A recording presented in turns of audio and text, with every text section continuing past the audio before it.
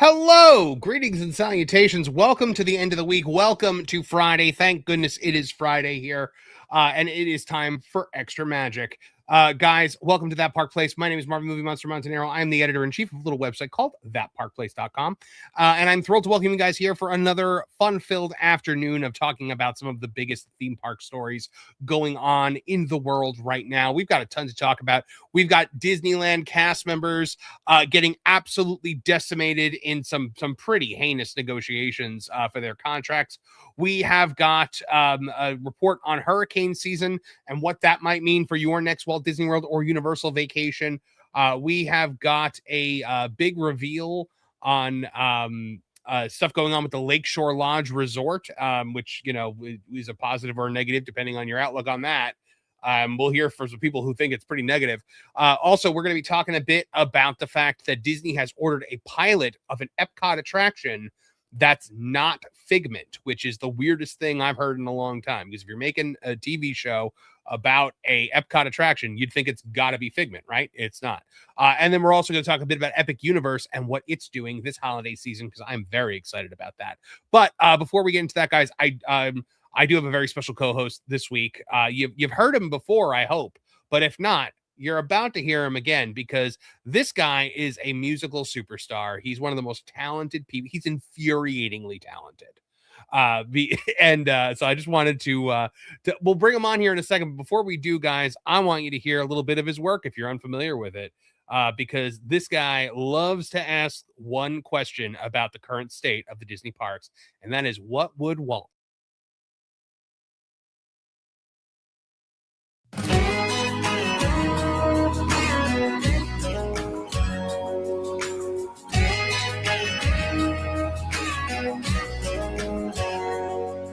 Strolling down Main Street, just don't feel the same. There's a change in the wind, and we know who to blame. Bob, what are you thinking? This ain't what he planned. Do you think you got his world in your hand?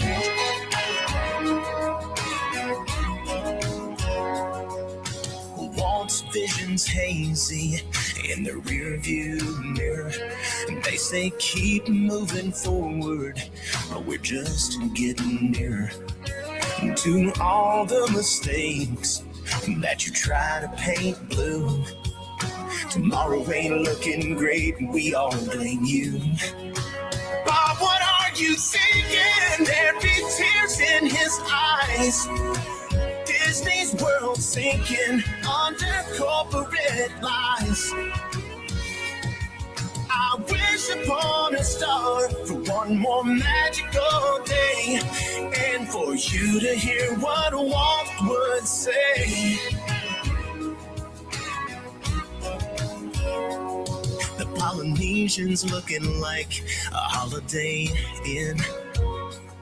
You got pirates buying treasure. I pray for Jose and friends. Trader Sam is homeless, 'cause he don't fit in. The river's running dry, here we go again. Bob, what are you thinking? There be tears in his eyes. Disney's world sinking under corporate lies. I wish upon a star for one more magical day, and for you to hear what Walt would say.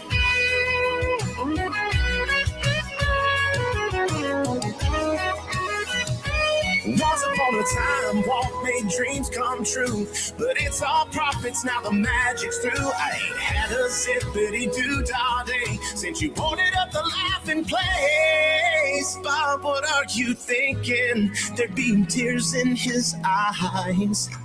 Disney's world sinking under all of your lies. We wish upon a star for one more magical day, and for you to hear what Walt would say. Oh, what Walt would say.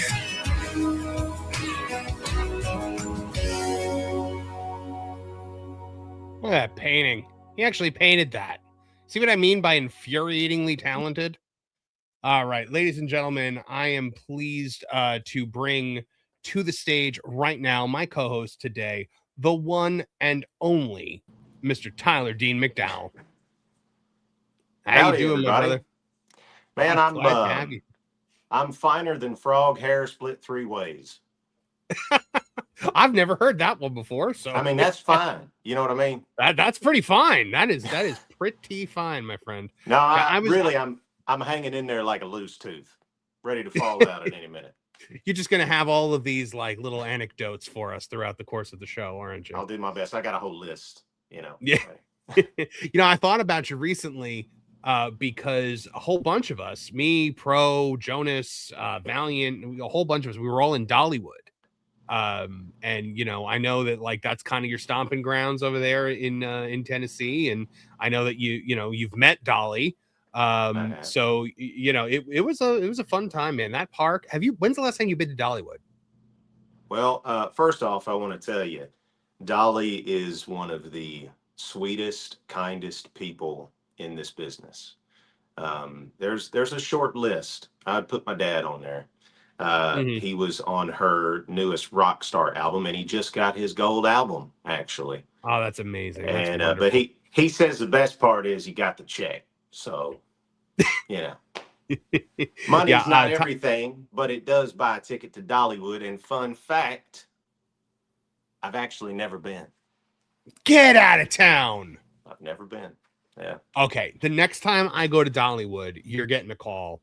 And I'm going to make sure that you can get out there because you would love it. I mean, it is like, it's so quaint and it's nice. I mean, some people, when they're there, really appreciate it. Others fall asleep.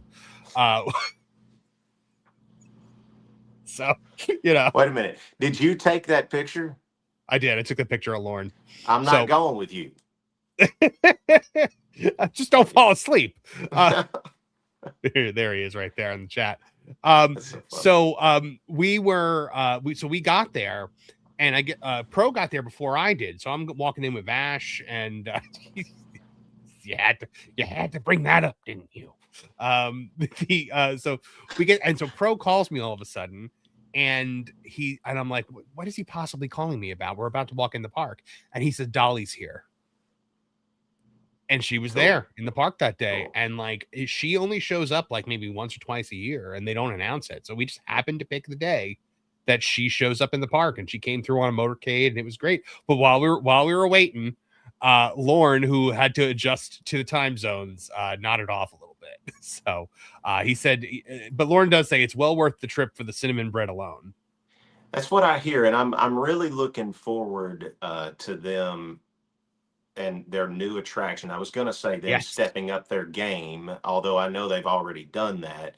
Mm-hmm. But I just love to see this innovation and big fan of Epic Universe. It's not a perfect park.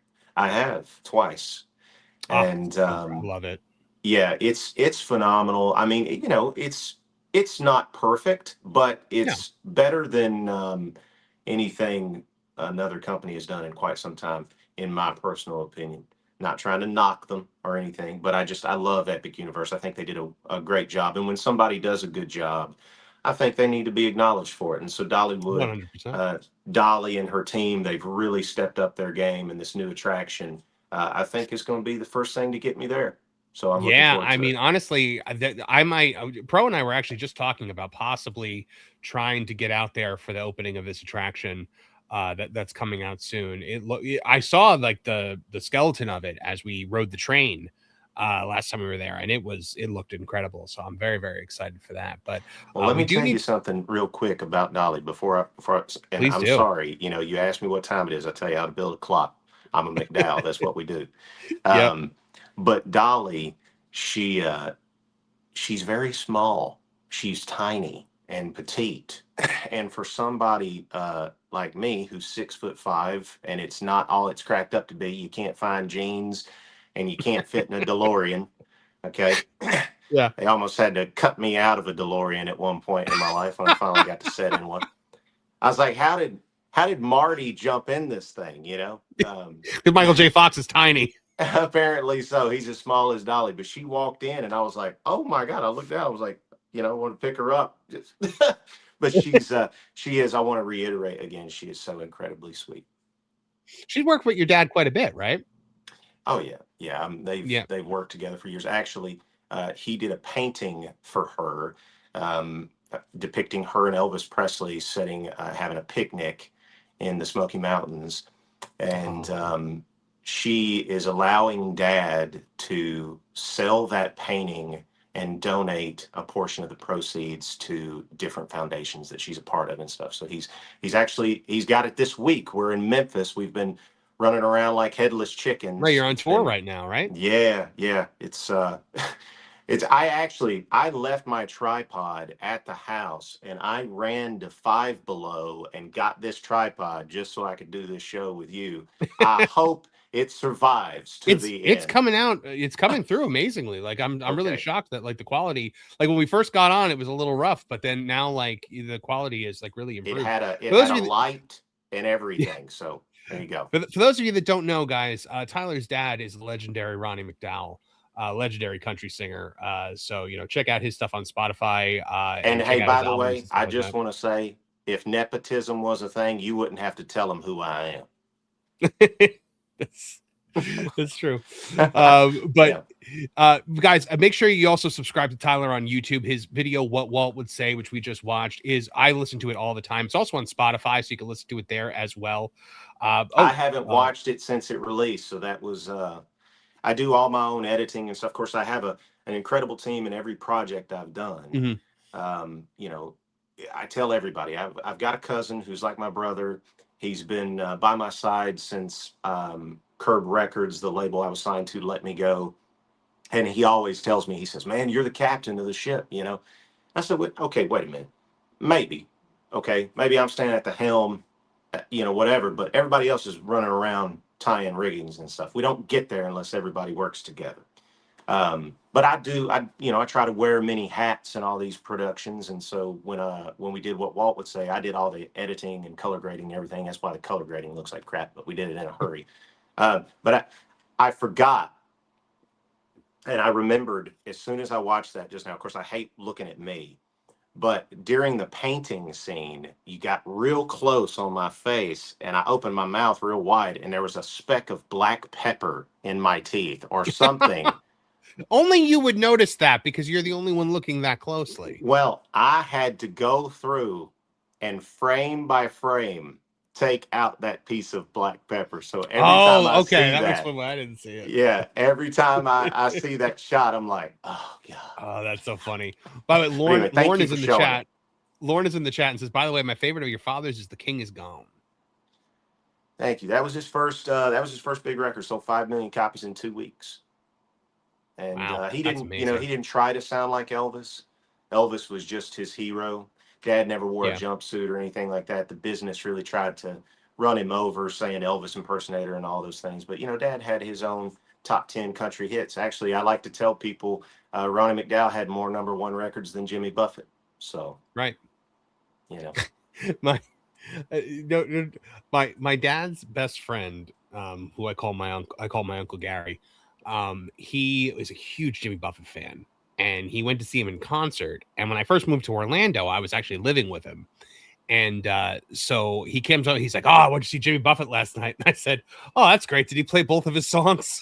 And the look that I got could have peeled the paint off the walls.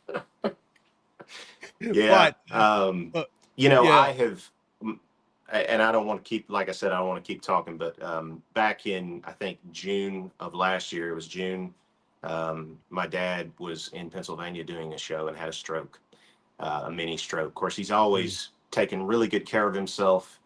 He's a health nut, which is the reason I am, fitness junkie and all that stuff. And luckily, he's great. He's doing a lot better.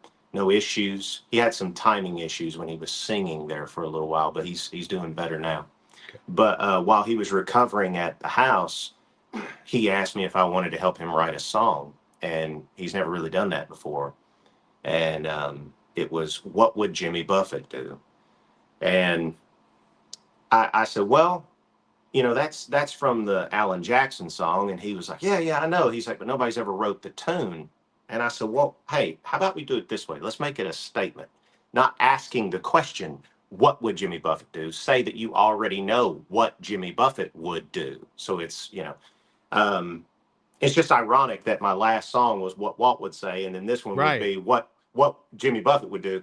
Um, and I spent a year pretty much of my life on this Jimmy Buffett tune, and during that time, I learned so much about him as a person and as a creator.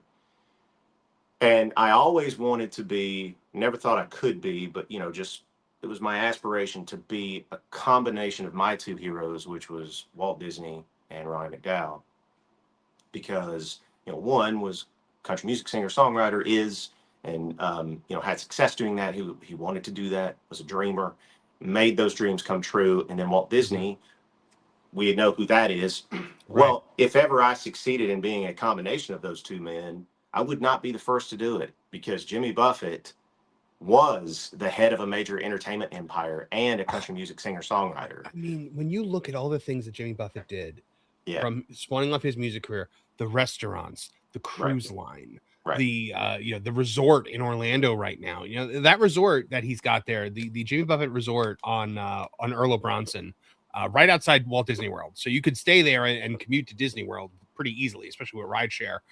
It's maybe 15 minutes out from Disney. But that actually is the location that used to be a theme park in Orlando that very little known, called Splendid China.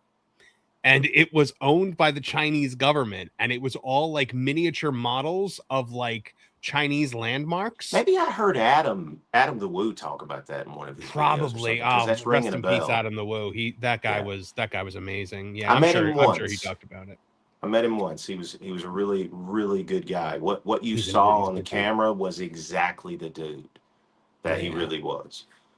Yeah. But yeah, Splendid China. My wife actually had gone to Splendid China as a kid, and it was funny. So we went to this Filipino restaurant that was actually like right behind Jimmy Buffett's resort, and I'm looking on the Tesla map, and I'm seeing that the one of the roads in the resort is still called Splendid China Way. Oh wow! So yeah, that was there's YouTube walkthrough videos of it. If you guys ever look up Splendid China, it's a fascinating look. But we have got to get to our first story here, Tyler. Yes. We've got a major issue with Disneyland cast members in these contract negotiations. Let's talk about it in our launch story today.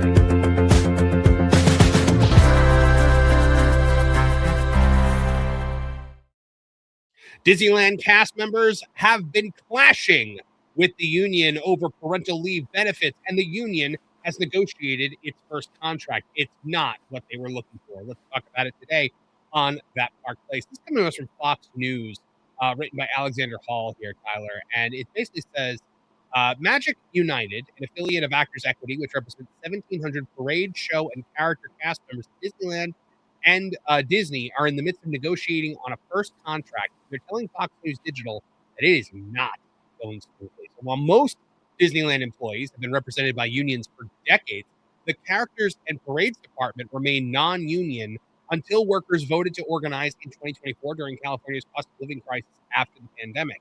Now, this has led to negotiations between the newly formed union and Disney for a contract. Because this is the workers' union's first contract, both sides are disagreeing over how to characterize Disney's proposals. Disney argues that it's negotiating the initial terms of employment rather than eliminating existing union benefits. The union counters that workers are already receiving benefits like paid parental leave, so excluding them from the first contract would effectively mean that employees are losing those benefits. And the Los Angeles Times noted that although the union said it has been getting movement on a number of health and safety issues, there are other points of contention, including the amount the company matches for employee contributions to their 401k retirement savings plan, and a proposal that limits the number of times a worker could give away a shift without managerial approval. Fox News Digital contacted both parties about the ongoing negotiations, recalling founder Walt Disney's famous anecdote about having founded Disneyland as a place where parents and their children can have fun together, asking whether Disney is fulfilling that mission as negotiations continue. Quote, Disneyland is often presented as the ultimate family-friendly destination, but that's no longer the case. First 1,700 cast members in the characters and parade department who create Disney magic by bringing beloved characters to life in shows, meet and greets, and character dining experiences, a representative for the union said. Disney has proposed eliminating paid parental leave for these workers. And in the first year of a contract, the company presented a 0% wage increase despite a period of high inflation. I mean, California inflates like a balloon. Orange County, California, where Disneyland is located, is also rated as one of the costliest places to live in the United States. The representative claimed further that Disneyland wants to eliminate paid parental leave, cut the number of paid holidays, and the size of 401k contributions, and make it unnecessarily harder for character and parade workers to swap shifts. Al Vincent Jr., Actors Equity Executive Director, told the Los Angeles Times in a report about these negotiations, saying, quote, when you propose to take away paid parental leave from those who work day in and day out to give their families great experiences, that's not family friendly. Tyler, this is absolutely crazy. How are they taking away paid parental leave from these people? I'm gonna be honest with you. I'm exhausted, not physically, mentally. Yes. When I wrote what Walt would say, I didn't care if I sang it or not. I, much like when I created a viral, or I tried to create a viral character, his name was Skipper Dan. I didn't know about the Weird Al song. I had a cousin who worked at Magic Kingdom as a security guard named Daniel, and it was kind of based on him. But anyway, I didn't want to do the part. I didn't want to sing this song. I was just the only one there to do it. I was like, okay, well, if nobody's going to nobody's going to sing this song, I'll do it, whatever. Um, and I did it because I had some frustrations with the Walt Disney Company and how they do things. And I was hoping that maybe we could make the company face the music quite literally. And then when that didn't happen, I kind of pulled away because I was just so mentally exhausted. And when I see this stuff and listening to you read that, I'm like, this is what I'm talking about. Like, Yep. does nobody care? And I'm glad you guys do. Um, there are some other theme park media companies out there that, there's one individual who he gets a lot of hate on social media. He's been nothing but nice to me. Nothing but nice. And I'm not going to say anything bad about the guy. I don't know him well enough to do so. But when I watch some of his videos, I've stopped watching, but there were times when I watched some of his videos and he would get so frustrated. I don't even have an example, but he would get so frustrated, quote unquote, about things that was going on. Maybe it was a popcorn bucket or like, why aren't you giving us this? Why aren't you doing that? And I'm like, dude, there are other things that you need to be paying attention to like this. Now, I'm not as knowledgeable when it comes to Disneyland Resort and the things, because I know it's basically two separate entities. They run things differently. So I'm not really as knowledgeable in that, but it's sad. It's very, very sad. It is. You got to take care of your people because the cast members are the most important part of the theme parks. Tyler. They are the lifeblood. They're the ones that create the experience that get people to spend their money and come back for more. It used to be that the Disney cast members were a drawing point, like back in the day, and back then, Disney cast members were held to a far different standard than they are today. There were the appearance guidelines, which have been thrown out the window, which I can't stand every single day. Go there and now there's another conversation because right. You're part of the cast. Like you're supposed to look the part. And why that's even up for argument, I don't understand. Well, the entertainment cast members now, you're talking about parades and characters and things like that. I mean, these are people that probably create the most direct magic. Not everybody, obviously, from the custodial staff to the food servers to the balloon vendors to the the merch people in the stores. They all work as cogs in the machine that create the Disney experience. But the character performers and the parade performers probably have the most direct impact on what guests walk away with. Yes. And so to not take care of those people means you're going to get a lower I'm trying to how to say this, like you're not going to get people who are nearly as good as the people that you are getting. Because first of all, Disney notoriously doesn't pay very well. They very notoriously don't pay super well. But they also you know, they can kind of get away with that almost. Sorry, I saw a message and looked at it. Apparently I was clipping out. It's not just that they don't pay well, it's that they believe that the Disney experience and being a part of Disney is enough to pull these people in. That's the draw of the company. Well, I watched a video recently. It's a phenomenal video. I don't remember what the YouTube channel was, but it was a full report on the college program and what a scam that is. That they pull these college kids in and they put them up in these apartments that are. That's not a thing anymore, is it? Vista Way. Vista Way, I think, is gone. There's like a whole bunch of different ones now, but like they put them up in these apartments and they did the math and they realized that they're charging them far higher in rent than what is typical for the area in Orlando. So that these kids are getting raked hand over fist, and so the Disney's charging them for the rent, and then they're working for it, so that gets taken right out of their wages. They're paying them a pittance. And, like basically like saying, hey, take a break out of your college education to come be a fast food worker in our theme park for 3 months. And so like that, they just don't treat their people as well as you would think a company like this would. Jessica Jarkey, a Disneyland resort spokesperson, has contested these claims, claiming to Fox News Digital, Disneyland Resort values its cast members, offers competitive benefits, and is proud of its long history of working collaboratively with the unions that represent them. Disney as a company has said that it is committed to negotiations with Magic United, noting to Fox News that there appears to be some confusion in the comparison to Walt Disney World in Florida, where there are no state disability payments for parental leave like those provided in California. So I guess they're trying to say that the state disability payments for parental leave counteract the need for paid parental leave, which I don't think that maths correctly. Disney also told Fox News Digital that it is not proposed to limit the ability to trade shifts, but the proposal only limits the number of times a cast member can give away a shift without managerial approval. Disney also said that Disneyland Resort has proposed wage increases over the term of the agreement, and while it is not offering an immediate wage increase, it has continued to provide annual increases to this bargaining unit as negotiations progress. So Disney is trying to say that it's doing everything correctly. There was another report that came out of the New York Post, though, Tyler, of another Disney entertainment performer, a legendary Disney performer who went scorched earth on the company after being fired following vicious sexuality rumor. A Disneyland performer who spent 33 years entertaining millions as a member of the iconic Dapper Dan's quartet claims Disney pushed him aside in favor of younger performers and blackballed him after he was falsely accused of making comments about a coworker's sexuality, according to a new lawsuit. Now, Bill Lewis, who began working at Disneyland in 1992 in the Goofy Tunes Up show before becoming a longtime member of the Dapper Dan's quartet and the Bootstrappers Pirate Band, alleges that his hours were slashed after the park reopened following COVID. When Disneyland resumed operations in April 2021, Lewis says he learned through a group text that the Bootstrappers had returned to the stage without him. That's insane.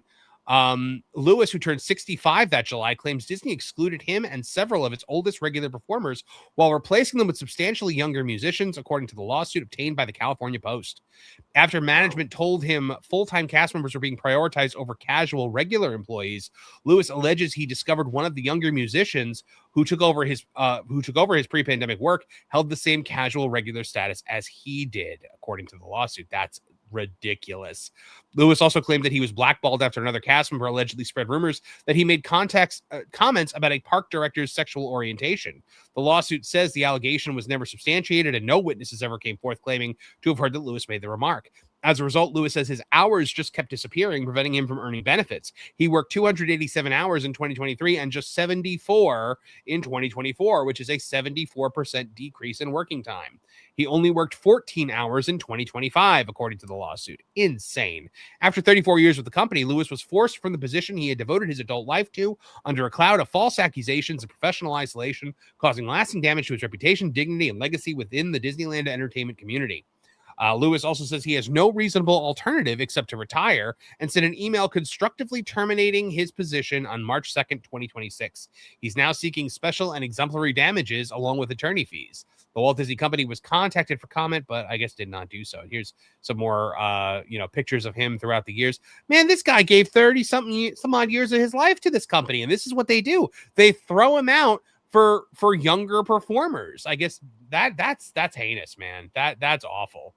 I don't I don't understand it because, like, I would want. I'm trying to think of how to articulate this correctly. I would crave the advice and wisdom Yeah, of seniority. absolutely. So these young people that want to push the older people out, I see it a lot. I mean, especially in the music business. It doesn't make sense to me. I mean, it really doesn't, because what are the kids thinking? Like, who are you going to learn from? I guess they think maybe it's that generation. I don't know. Maybe it's my generation or the one younger. They think they know it all. I don't know. I don't want to sound like an old man, but yeah, I don't get it. And this Well, guy, obviously, how many years did you say? 30, 34, I believe it was. 3 decades. 3 decades. That's Yeah. nuts. I mean, so let's look at what he looks like, Tyler. What do you notice immediately? He's older, he's a he, and he's white. Which means, and we've been hearing a lot in Disney that they are trying to turn their cast into more of this ethnic rainbow that they want. And one of the ways that they do so, that I've heard from multiple cast members that have been let go, is these rumors get spread that these people are doing or saying something inappropriate. And that's what it sounds like happened here. Like, all of a sudden you spread the rumor that they're a homophobe, and suddenly, it makes it easier for Disney to start pushing them out, and then they replace them with younger, more diverse people. Now, I don't know who replaced him, if it was somebody more diverse than him, but I mean, he's definitely being replaced by people that are younger than him, and that's ageism right there. So not only are they denying these people paid parental leave, not only are they denying them a pay raise in the initial period of this contract, but they're also taking their legacy performers and treating them like this. It's honestly shameful. Like, and it really should be, put on blast, I think. I think above all, the Walt Disney. I've said this for years. Um, the Walt Disney Company has a problem, and it's not necessarily the problem that people might think it is. Like, oh, I know what their problem is. It's their this kind of ism, or they fear this type of individual. No, they fear Walt. And what I mean by that is one person who says no. Walt knew what he wanted, and he got things done. I've said this numerous times. I'm going to continue to say it. Walt would not be allowed to succeed in today's society. Correct. If social media, and it's not because of who he was or anything like that, it's because he knew what he wanted, and he said no. I mean, think about it this way. I think it was, please don't quote me on this. I'm supposed to be the Walt Disney aficionado. I think it was Ward Kimball, but I feel like that's wrong. Anyway, one of his Nine Old Men animators worked on, famously, we know, the soup sequence in Snow White, and he worked on it for ever. And Walt came to his office, I think, and was like, I'm going to have to cut it. I'm going to have to cut this scene. And this dude had worked so hard, like, on this one sequence. And today, I feel people would be so vindictive, and they'd be like, "How dare he? I worked on that, and screw that guy," and whatever. And they would make up rumors about him. Oh, yeah. You can't do that. You have to sit back, and you have to be like, "Hey, look, I want to be in Walt's position. Go start your own company." Don Bluth did it. I mean, go do your own thing. And we all love the things that Don Bluth did. Oh, absolutely. Yeah. So I mean, like, if you don't like it and you want to be in Walt's chair and you don't think that you can, go do your own thing. Don't be afraid to do it. You can. This is America. You can do anything you want to do. It's never been easier to go out there and get done. But don't what you throw want to somebody under the bus, because I don't like to use the word jealousy. I say this all the time, because if I do, I feel like I'm insinuating I think people have a reason to be jealous, and I don't. But jealousy is a thing, and people get so jealous, and they want to throw people under the bus and whatever, and say rumors, and it's horrible. We all just need to get along. I know it sounds like something on a greeting card, but it's true. We all just need to get along. Amen, brother. So, guys, if you are an aspiring performer looking to make your mark in the theme park world, best Epic to not. Universe. No, Yeah. It might be best to not look at Disneyland.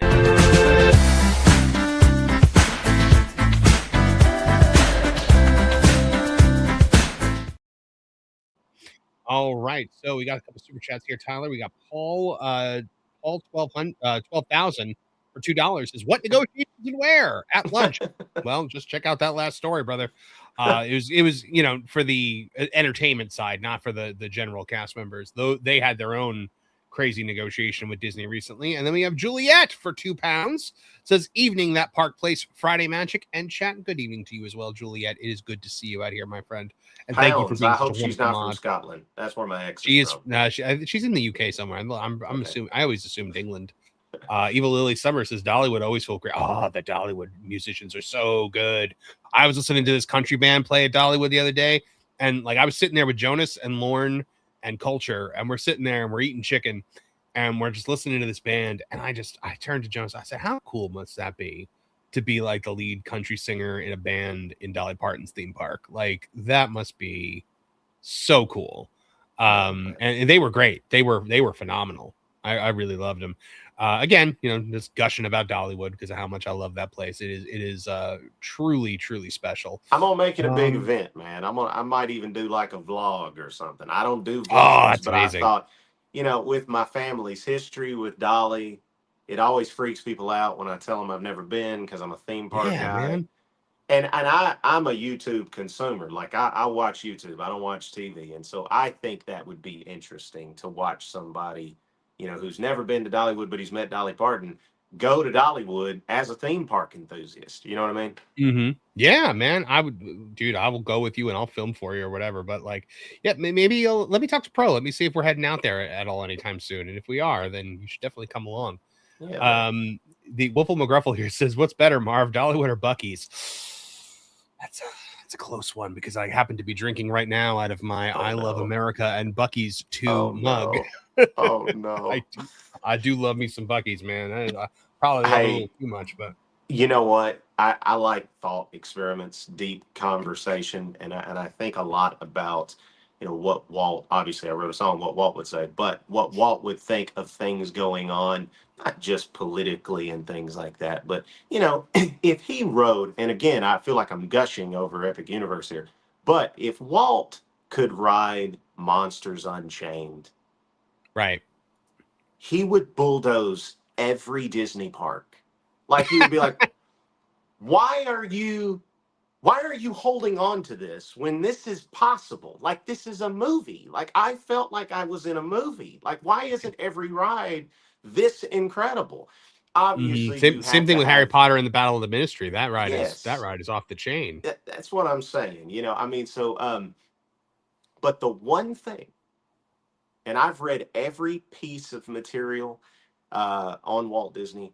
I've shaken hands with people who knew him. I can text somebody right now who was basically like an adopted son to Walt that people don't even know about. And he's not being like, look who I know, but I'm saying like I have learned a lot about the guy. Yeah, of course. And the one thing I think that he would hone in on, Bucky. You think he'd like Bucky Beaver? Because he would be like, why are people wearing? That's our character, right? No, actually, it's the character for a gas station.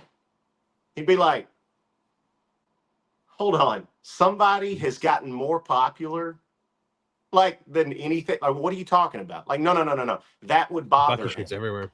Yeah. Did you see the videos of all the people from like Europe and Asia that were here for the World Cup, and they were like discovering Buc-ee's for the first time, and they were putting these videos on YouTube where they were like, "What is this?"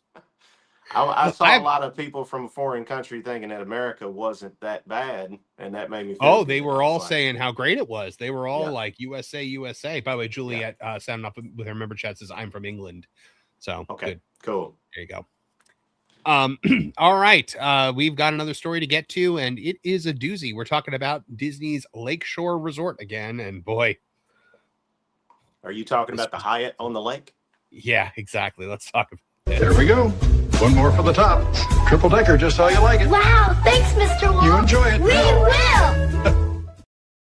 The newest Disney resort, the Lakeshore Lodge Resort, coming to a Fort Wilderness near you. Well, we now know a little bit more about it from this article from Disney Tourist Blog. It is going to have a massive pool that is basically going to be its own water park. But at what cost is this going to be to the Disney resort? Specifically, to one of the most secluded areas of the Disney Resort, that being Fort Wilderness Resort and Campground. So Walt Disney World has released a new concept art and details for the restaurants, plural, upper-level fireworks terrace, and lobby at Lakeshore Lodge, giving fans our first look inside the new Magic Kingdom area waterfront resort opening in summer 2027. Here are the full details, brand new concept art, plus our commentary about these features. As basic background, the Lakeshore Lodge will celebrate the beauty and magic of nature as seen through the eyes of Disney artists and storytellers. Yeah, it really, really doesn't, though.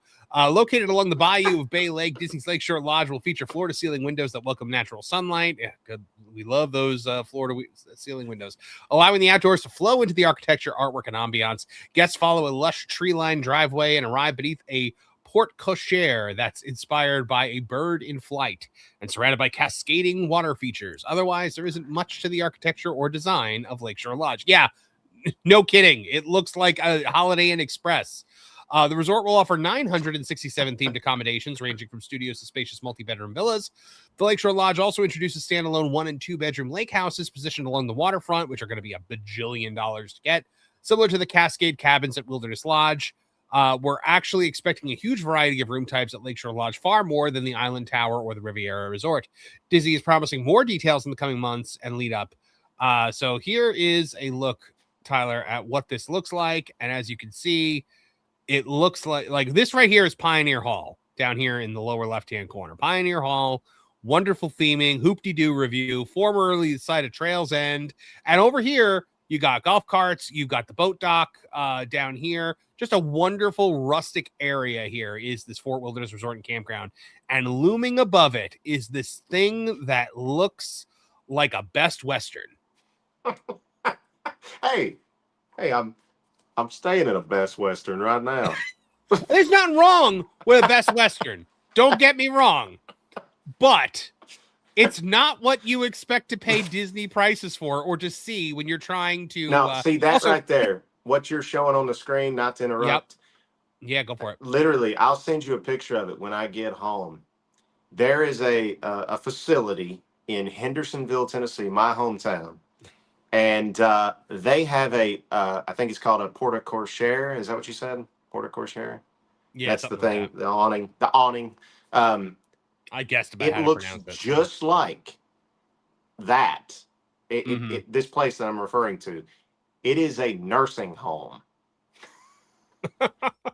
Yeah, dude, it is insane just how little theming has been put into this.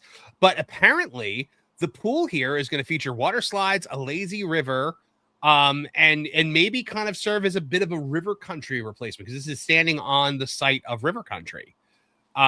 So now we looked at this on Wednesday, Vash and I. They're trying to say this is Pocahontas themed. I personally would not guess that. The only Pocahontas thing is this little stuffed Miko that this kid in the concept art is holding. I've not seen this new concept art. Yeah, this is it's pretty wild looking. I don't get wilderness from this. I don't get any. It's just postmodern. That's the one crap. I've seen. Yeah. Yeah, and this is apparently not what's happening. This was I think was the original. Yeah, the original Pocahontas inspired lobby. It was a feature of reflections. The old concept art revealed a giant statue of Pocahontas right at the entrance, along with a similar style that's pictured here. It does not look like that's happening though. Well, I mean, I can kind of see because maybe somebody was smart enough. I don't know. Maybe I'm giving them too much credit, but I could hear the meeting. Hey guys, we got a lot of steel and glass in here, kind of industrial looking. Like maybe we ought not put Pocahontas in the center. Yeah. His whole idea was like, don't destroy the wilderness. Yep. Like literally. Look at this right here. This looks to be like the pool area. So it looks like we've got one pool right here. And then this looks to be some kind of lazy river concept. And I like the idea of a lazy river at a resort. Universal has a few of them, I believe. And I've been to a couple of resorts in the Orlando area that actually do include a lazy river. That's something Disney has not included in any of its resorts. I knew it was only a matter of time before we got one. Now, a lazy river is a great concept. Sit in a tube, float around. Occasionally there's a spout of water. So the pool area looks great. It's just everything that's surrounding it that looks like garbage. I don't like the shape of the lazy river. I think it could be more interesting. I don't know. No. It just looks like a dirt track. It is kind of just a dirt track. And then you're gonna have the dining locations. This is the quick service dining location, which again, it's just more modern art nonsense crap. Bay Lake Provisions, which is gonna right there, and then you got look. This looks like an airport. I know. Yeah. Then we've got, this right here, which again, very little theming. It looks like any restaurant on the side of the road that you just walked into. Now this looks nice because it's on the water like this, but this is a restaurant that they've got, Moonglade restaurant that they've got there on the water. So that one actually looks kind of nice. But again, it doesn't exactly scream rustic wilderness to me. That's an embellished image, though. I mean, that. Exactly. It's probably not going to look like that when it's made. Yeah. I mean, I really don't like. I like, I liked the Pop Century. That was one of my home resorts. The Coronado Springs was my home resort. It was like my Polynesian growing up. I loved the Coronado Springs. It was secluded, far away. It was quiet. They had, classical guitar music playing in the bushes. Yeah. It was beautiful and peaceful. And then they built what I call the Viva Los Coronado. It looks like a Las Vegas tower, and it's just like it changed the whole vibe. It's so funny. So my wife and I stayed at the Coronado a few years ago, and we stayed in the old part of the Coronado, like in the regular rooms, and it's just so like it's wonderful, and it's the whole resort was like that. Yeah, and the whole resort is great. You walk around it, and then I had a friend who was staying in the tower. And so I went to meet her at the tower, and I walked in there, and I'm like, this is nothing like the rest of the resort. This is soulless. It just sapped all the life out of it. Yeah. So I always say I don't like hypocrisy, and I don't want to be a hypocrite. I said I like the Pop Century, which is kind of abstract and modern in places. And then I like the Endless Summer Resort at and Cabana Bay at Universal, which is kind of like a twist on mid-century modern. I love that look, but I think that there needs to be some kind of committee that really assesses these things. When you're going to build something like a new resort, you need to talk to people and ask them, what do you like about staying, at the Wilderness Lodge, Fort Wilderness? What is it that appeals to you about this? And then do more of that. Don't do the opposite. You know what I'm saying? This is the opposite. When I was a teenager and I stayed at the Polynesian for the first time, I was amazed at everything around me. I was amazed at, like, it really felt like it was on a tropical island. Everything from the tiki torches to just, like the view on the water to the people that are like, but then they've put this here, and you say it in your song, the Polynesian's looking like a Holiday Inn, and it is. Yeah. I mean, I was going to say, and it's funny you said the tiki torches, because it's a thing where people, the general public, and I think Walt, maybe I'm paraphrasing, I think it was Walt, but he said something to the effect of like, the guest doesn't really know what they want. It's our job to give it to them. We got to do it. They may not even know that they want a fairy tale castle in an orange grove. You know what I'm saying? Right. Like in California. So it's our job. But I think that if you stopped, you wouldn't even have to do 20 people. If you stopped 10 people who are staying at the Polynesian, and you ask them, give me 5 things that you like about the Polynesian, I would bet all the money I got right now, and it ain't a lot, that at least 9 of those 10 people would say tiki torches. They would say, we like walking where the tiki torches. Okay. All right, cool. And then they do that whole ceremony where they light them every night. It's so much. And then when they built the new tower, they didn't even include tiki torches. And you know what they got rid of was the luau. Yeah. The luau, one of the things people loved the most at the Polynesian, gone for that monstrosity. By the way, I was wrong. This is not that monstrosity pictured here. This is the Lakeshore Lodge Resort. It just looks exactly like that monstrosity. Yeah, it really does. So here's the pool area over here. You got a zero entry pool, which I like. You got a water slide over here, which I like. And then I think the lazy river would be back over here. You'd probably have this little pool bar kind of in the center of it. So the pool area looks great. Got the same shapes to that building. But I mean, so take a look at what the view is from Pioneer Hall. We looked at this on Wednesday. Oh yeah. Look at that. So you're standing next to Pioneer Hall, well themed, just really amazing place, right? And then right next to it is this, looks like a prison. So Vash and I went through these X comments on Wednesday, and I said, Vash, I'm going to read them until we find a positive one. And we read and we read, and we went through the entire thing, Tyler. Not one positive comment about this. And so it was so funny to me that I took those comments and I put it into a song generator and developed a little song about it. So if you will indulge me for a second. Sure. Here's what I came up with.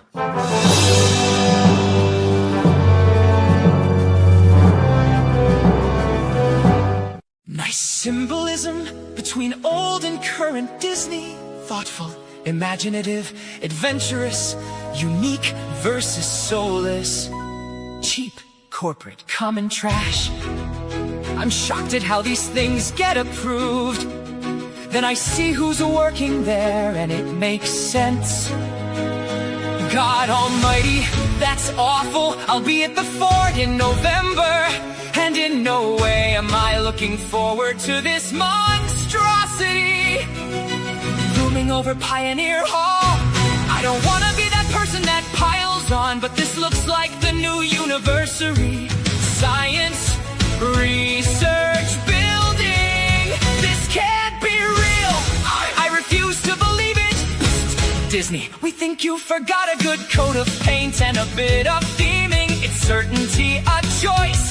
Nothing screams wilderness like a badly designed, uglier version of a Hampton Inn. Why does it look like a prison watchtower?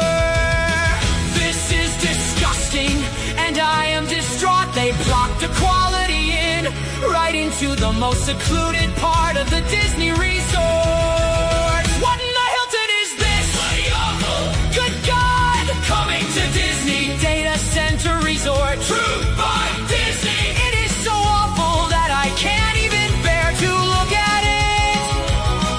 I've seen nicer hospitals. Disgusting.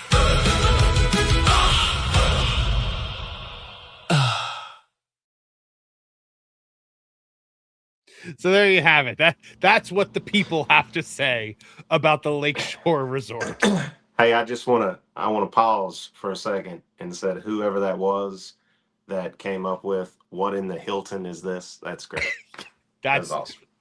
There were some really clever ones in there. What in the Hilton is this? What in the Hilton is this? I loved it. Yeah. I wish I would have thought of that, man. That's so great. Man, I just could not believe it. So there you go, guys.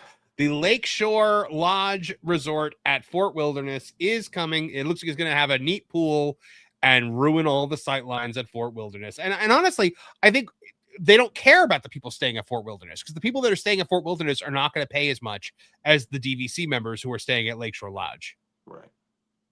That's the end of it. Like, yeah, there are people at Fort Wilderness who are renting a campground and bringing an RV or pitching a tent or, something like that. So they don't care about those people. They don't care about their experience. They don't care about sight lines anymore, which I never thought I'd think that I'd live in a world where Disney doesn't care about sight lines anymore. Universal cares about sight lines now, and they never used to care about sight lines. Like, you go to Epic Universe, those sight lines are just phenomenal. They try to keep everything contained in their own little universes. But now, why? Is because all of Disney's great Imagineers that were forced out of the company ended up going to Universal and working on Epic Universe. So there you have it. Well, there you go, guys. Lakeshore Lodge. Are you going to go see it? Let us know in the comments.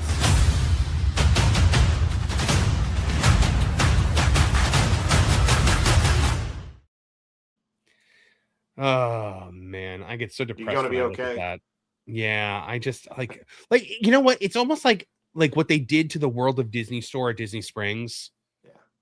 You remember like it was so whimsical and had like characters everywhere, and it was just like it was this magical store that you walked into and you're like, I can't believe this place exists. Like it's so different from everything. And then they turned it into a Target. Just Yeah, I mean, I bland, think, cream colored walls. yeah, I think that I was trying to say, I wanted to say this earlier, but trying to think of a way to put it.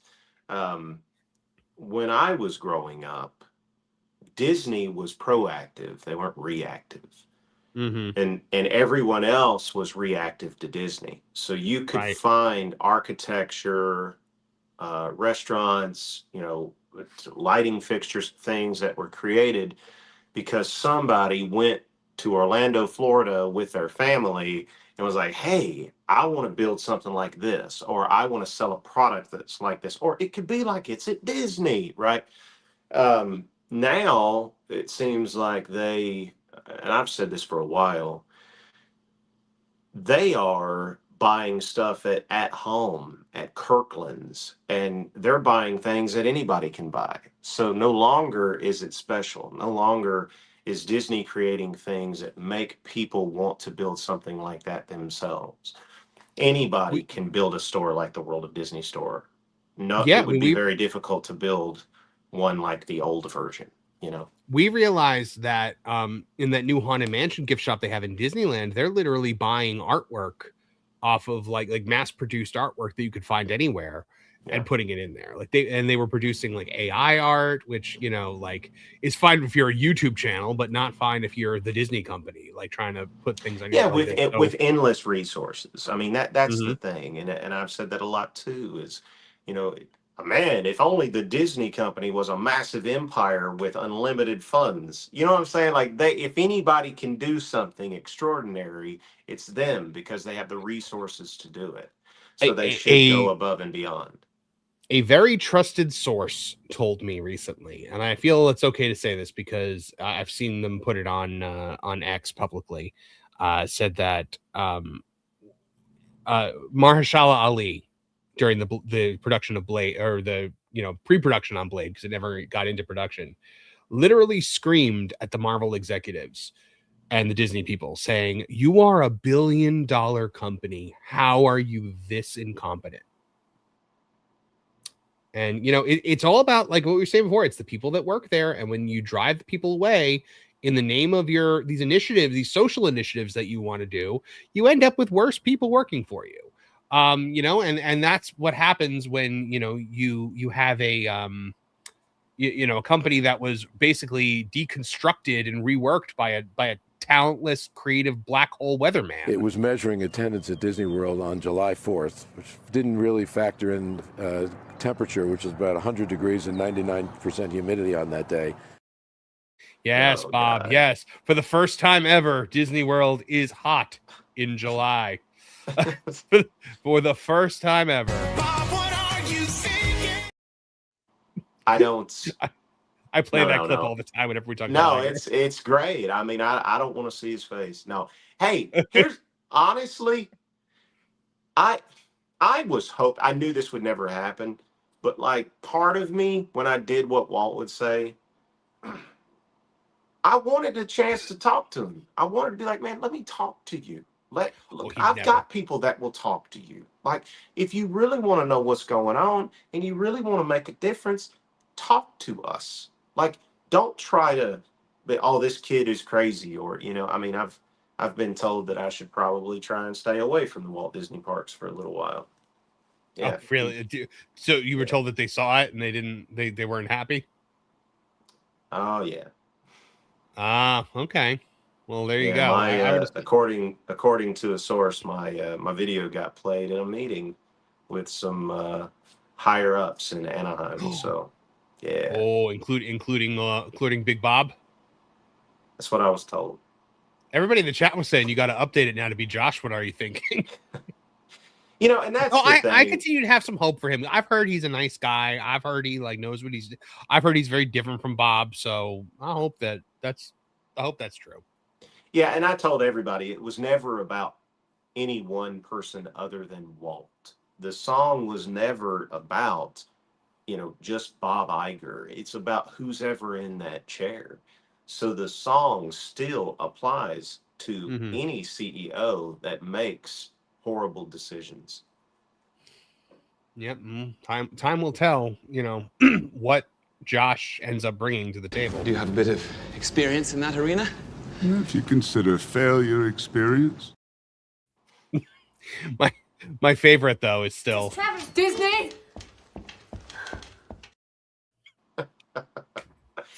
Fun fact. The bumper of the entire show. I did not paint. Obviously, that painting took me 3 months, and so I did not paint the painting during the video shoot. But you did paint it. It is your paint. I did. I did paint it. I have it upstairs in my house right now. But yeah. You ever make prints of it? Mm-mm. I would buy a print of that. I'd give you one, man. It's expensive to do, and I'm a poor boy from Sumner County, Tennessee. But while I was painting it for real, I put Saving Mr. Banks and Walt Man Behind the Myth over and over and over again. I just watched them repeatedly. So that's amazing. But you're right in the right headspace. Yeah. When I write, I have things like that I do that remind me of the characters that I'm writing and things like that. So I 100% get that. The the people like I said, it's people that. Here's a clip. I don't know if you've ever seen us play this one before. I think it's somebody in Imagineering talking about Dreamer's Point. And not only did she say this mistakenly, but it got through several rounds of people and went before the audience.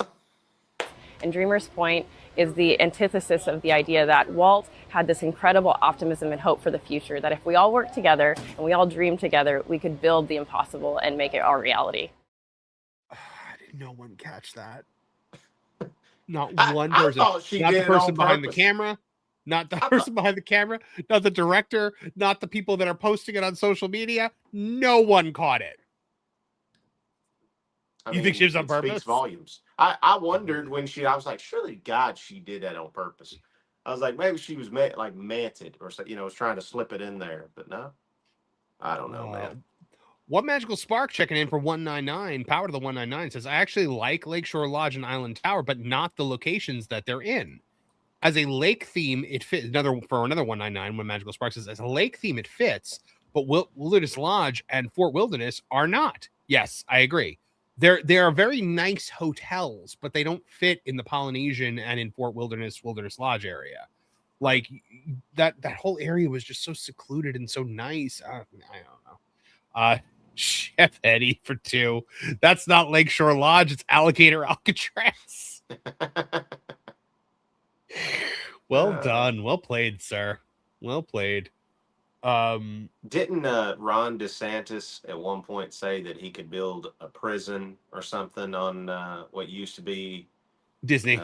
Yeah, like real close to it. Yeah, he was basically, that was like one of those like, if you keep pushing me, this is what's going to happen. Why am I tripping? What was the former name? I've got the stupid new name stuck in my head. I don't know. Theme Park Tourism District or whatever. Hell, I've known it. SIFTOD, the Central Florida Tourism District. Reedy Creek Improvement is what you're Reedy Creek Improvement. Thank you. I could not get Lake Buena Vista out of my head. Reedy Creek. So they finally built the prison. That's what they're doing. Are they building it? No, it's this hotel. Oh. That's what. Oh, yeah. He was like, are they building it? I got to call Pro. Yeah. Go fund yourself, Bob. Oh, so my great. Goodness. Yeah, that was funny. Okay, well, we got another story to get to here because they are apparently making a TV show out of an Epcot attraction, but maybe not the Epcot attraction you were thinking. It's showtime! Straight from the heart of the park. Walt Disney Company has greenlit a pilot for a TV show based on an Epcot attraction, and that attraction is not Figment. No, it's Spaceship Earth, an attraction that to many people doesn't scream television show. Let's talk about it today on That Park Place. Tyler, I don't know if you saw this, But Disney has now ordered for Disney Plus a full-on pilot of a television show based on Spaceship Earth. The potential series apparently takes inspiration from the ride's time-traveling adventures.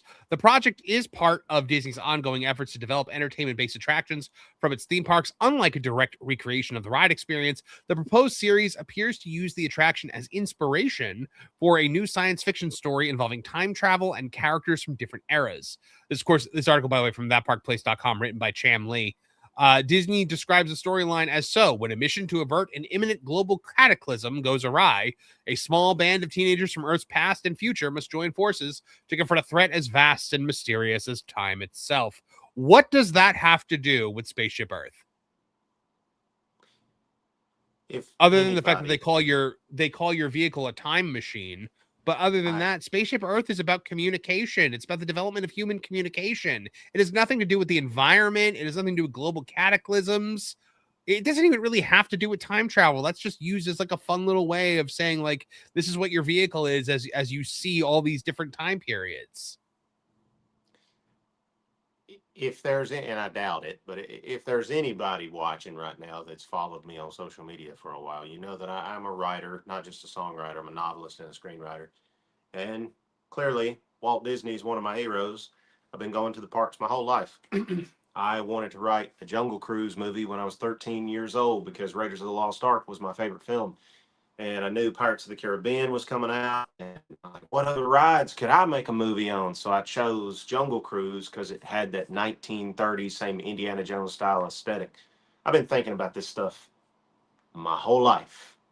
I think that they're doing, maybe I shouldn't even put this out into the universe, but I think that they should build rides with the intent to make a franchise in the future. So like Haunted Mansion, Pirates of the Caribbean, Thunder Mountain Railroad, all of these rides, as we know, they are not intellectual properties. They turned into that. Well, you're running out of rides, clearly.